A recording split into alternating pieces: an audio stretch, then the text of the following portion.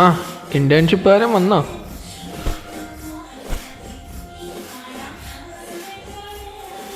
എന്താടാ തലവേദനയാണോ? ആ എന്നാൽ പിന്നെ ഞാനൊരു ചൂട് ചായ ഇട്ടിട്ട് വരാം. Alexa pose.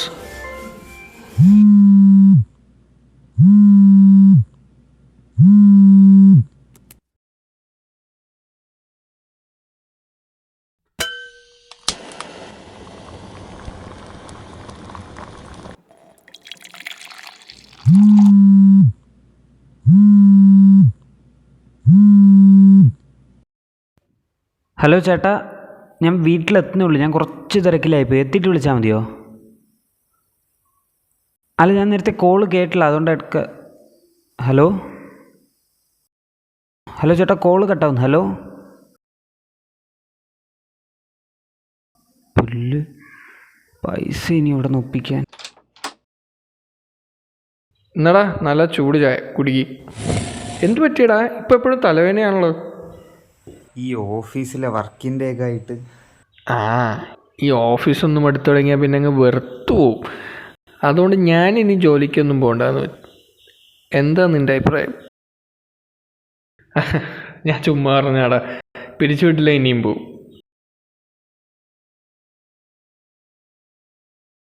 എന്തു പിന്നെ ചായയാടത്? ഓരോ ദിവസം വെള്ളം കൂടി വരികയാണല്ലോ. എന്തടാ? എന്തെന്താന്ന്? ഒരാൾ ഓഫീസിൽ പോയിട്ട് വരുമ്പോൾ കുടിക്കാൻ തരുന്ന സാധനമാണത്. എന്ത് വാട്ടാ സാധനമാണിത്? ഇതിന് നല്ല ഫ്രിഡ്ജിലെ വെള്ളം എടുത്ത് കുടിച്ചാൽ മതിയല്ലോ. എടാ നീ മൈൻഡൊന്ന് ഫ്രഷ് ആക്ക്. ഈ ഓഫീസിലെ കാര്യങ്ങളൊക്കെ ഒന്ന് വിട്. ഡാടാ, എൻ്റെ ഓഫീസും ടെൻഷനും ഞാൻ നോക്കണം. അതിൽ നീ കയറി ഇടപെടണ്ട. നിൻ്റെ ഒരു കാര്യത്തിന് ഞാൻ ഇടപെടുന്നില്ലല്ലോ. എടാ എന്താടാ പ്രശ്നം? പ്രശ്നമല്ലേ? ആ ഇത് തന്നെ പ്രശ്നം. എത്ര കാര്യം പറഞ്ഞാലും ഫോൺ കട്ടാക്കിയാലും പിന്നെ വിളിച്ചുകൊണ്ടിരിക്കും. ഹലോ ചേട്ടാ, ഞാൻ കുറച്ച് തിരക്കിലാണ്, ഞാൻ അങ്ങോട്ട് വിളിക്കാം. ഓക്കെ. എടാ നീ ഒന്ന് റിലാക്സ് ചെയ്യ്. റെൻ്റൊക്കെ നമുക്ക് സെറ്റ് ആക്കാം.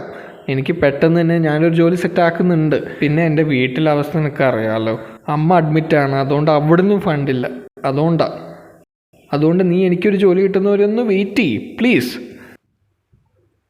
സൗകര്യമില്ലടാ. നിൻ്റെ സ്വന്തം കഴിപ്പാരനല്ലേ നിന്നെ പഴയ കമ്പനിയിൽ നിന്ന് ഡിസ്മിസ് ചെയ്ത് വിട്ടെ. എൻ്റെ ഇപ്പോൾ കുറേ നാളായിട്ട് അവിടെ അപ്ലൈ ചെയ്തു, ഇവിടെ അപ്ലൈ ചെയ്തു, മറ്റടുത്ത് അപ്ലൈ ചെയ്ത് കേട്ട് ഞാൻ മടുത്ത്. എനിക്ക് സഹിക്കണതിനൊരു പരിധിയുണ്ട്, അത് നീ മറക്കണ്ട. ഞാൻ എന്ത് കഴപ്പാടാ കാണിച്ചേ?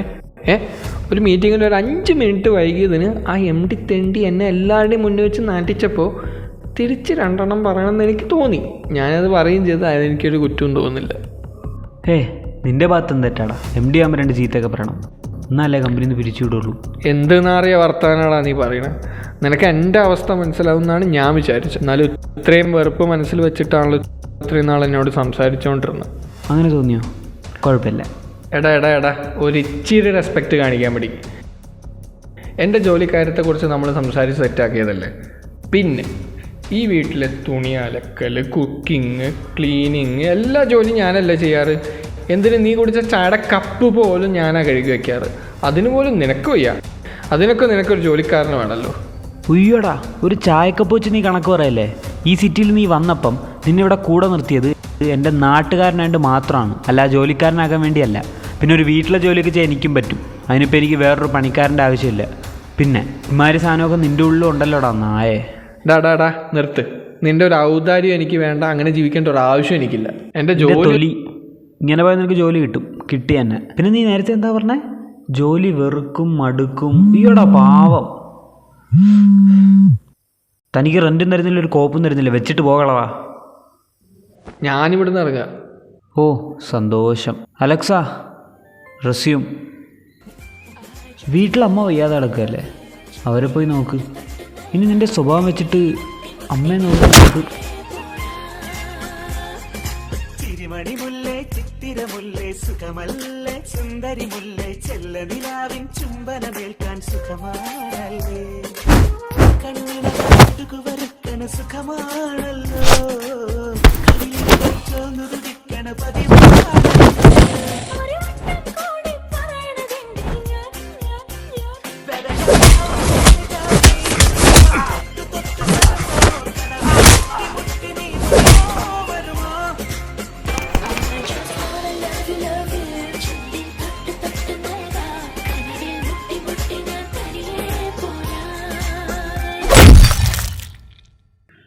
എടാ നീ ഒന്ന് റിലാക്സ് ചെയ്യ്.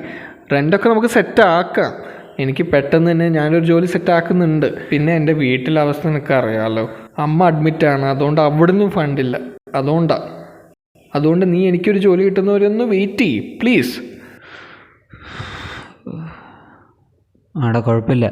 എനിക്കാണെങ്കിൽ ഈ ഓഫീസിലെ ടെൻഷനും അതിൻ്റെ ഇടയിൽ കൂടി ഹൗസ് ഓണറിൻ്റെ വെറുപ്പിക്കലും ഒക്കെ ആയിട്ട് പുല്ല്.